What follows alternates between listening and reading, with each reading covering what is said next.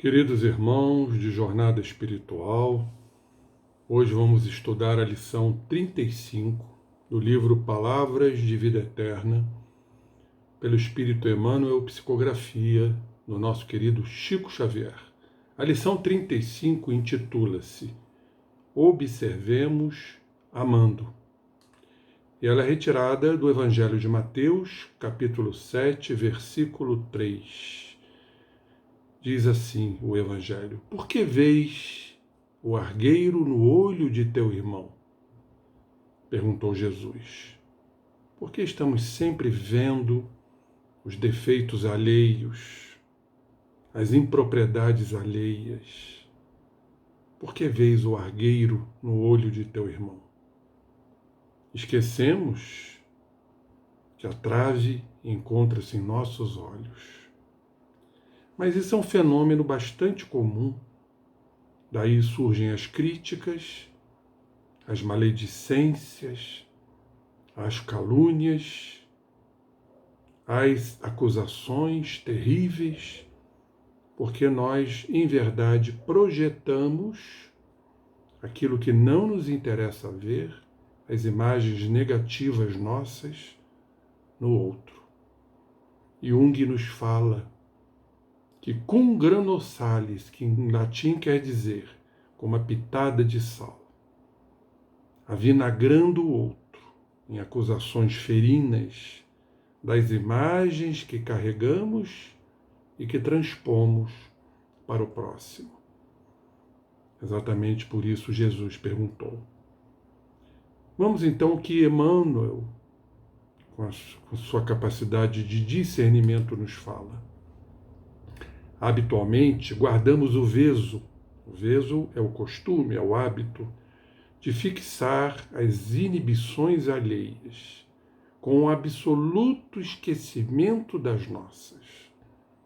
Exageramos as prováveis fraquezas do próximo, prejulgamos com rispidez e severidade o procedimento de nossos irmãos.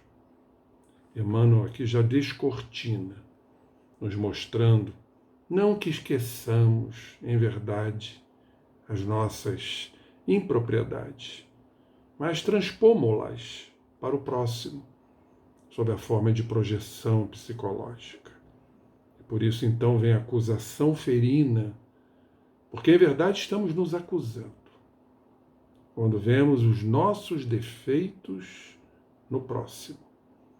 Então, temos que estar muito atentos a tudo isso. Daí, Jesus ter dito, na medida que tu julgares, tu serás julgado. Então, na medida que julgamos o próximo, um dia vamos ter que fazer esta internalização consciente, através dos nossos egos, para olharmos as nossas deformidades, as nossas deficiências. Emmanuel aqui continua. A pergunta do Mestre acorda-nos para a necessidade de nossa educação moral.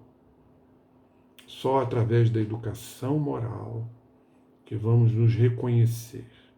E a partir do momento que vamos nos reconhecer, vamos, com isso, evitar a transposição de nossas imagens sob a forma de projeção nos outros. Então, a pergunta do Mestre acorda-nos para essa nossa necessidade educativa, pedagógica, de vez que, de modo geral, descobrimos nos outros somente aquilo que somos.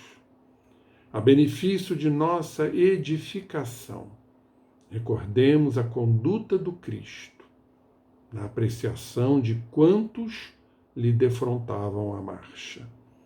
Então, nossa edificação é a recordação da conduta de Jesus, as orientações do Mestre. Tanto que ele nos diz: quem vier após mim, negue-se a si mesmo, tome sua cruz e siga-me. E seguir Jesus é negar os valores negativos que trazemos, pois já não desejamos que isso esteja presente em nós. E só há uma forma: é a integração para a devida diluição.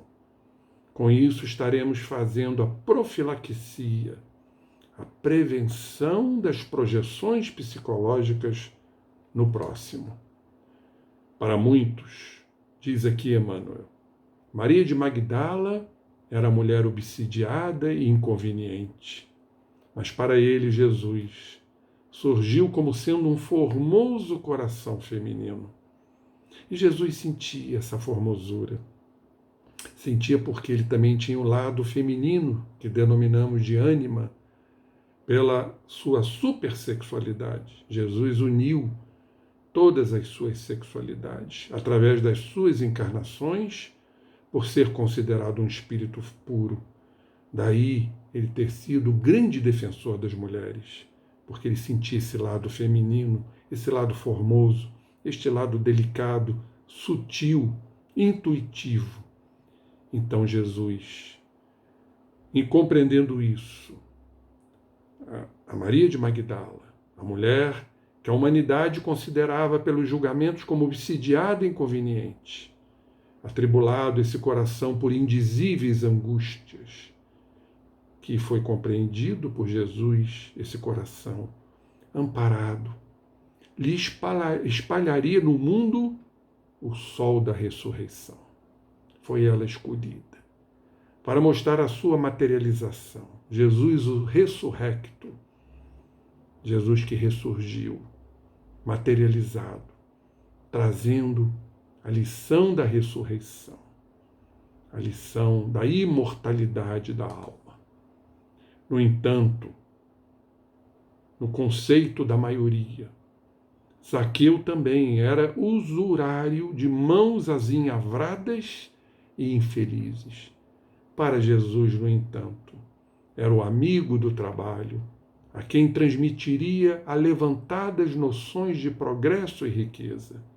Então vejam, irmãos, quando julgamos, quando criticamos, quando solapamos o próximo, que é a projeção de nossas imagens, nós não vemos o lado positivo, o lado das conquistas espirituais desses irmãos, como de Maria de Magdala, como de Zaqueu, como de Simão Pedro. Aos olhos de muita gente, ele, Simão, era fraco, inconstante, mas para Jesus, contudo, representava o brilhante, entrando nas sombras do preconceito, que fulgiria à luz do Pentecoste para veicular-lhe o Evangelho.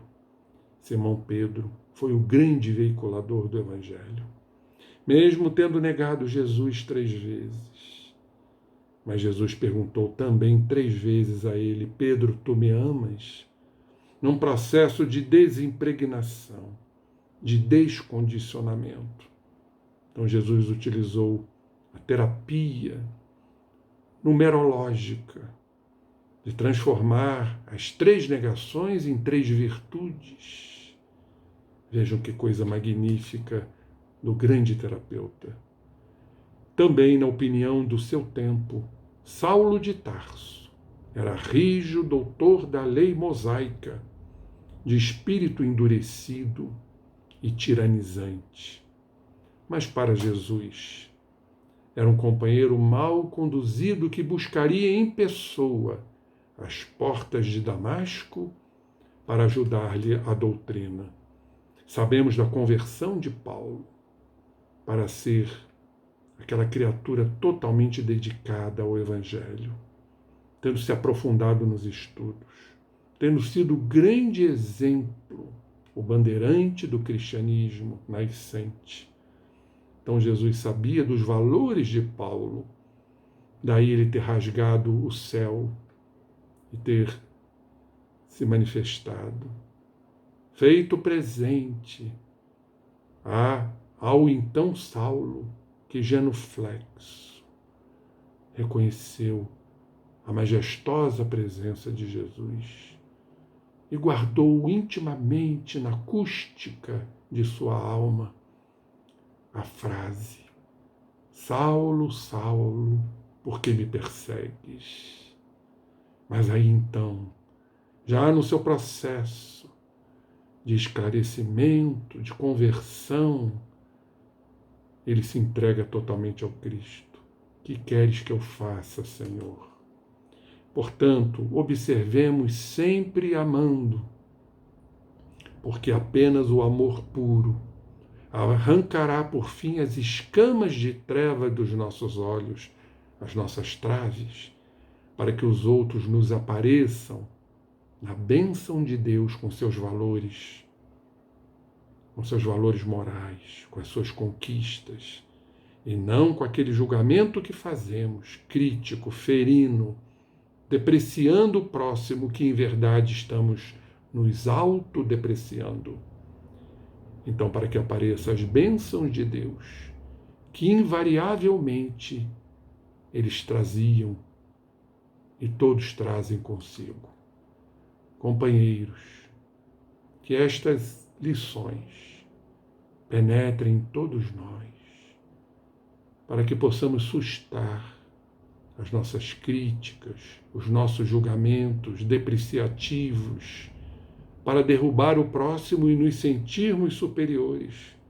A supremacia do ego. Somos superiores.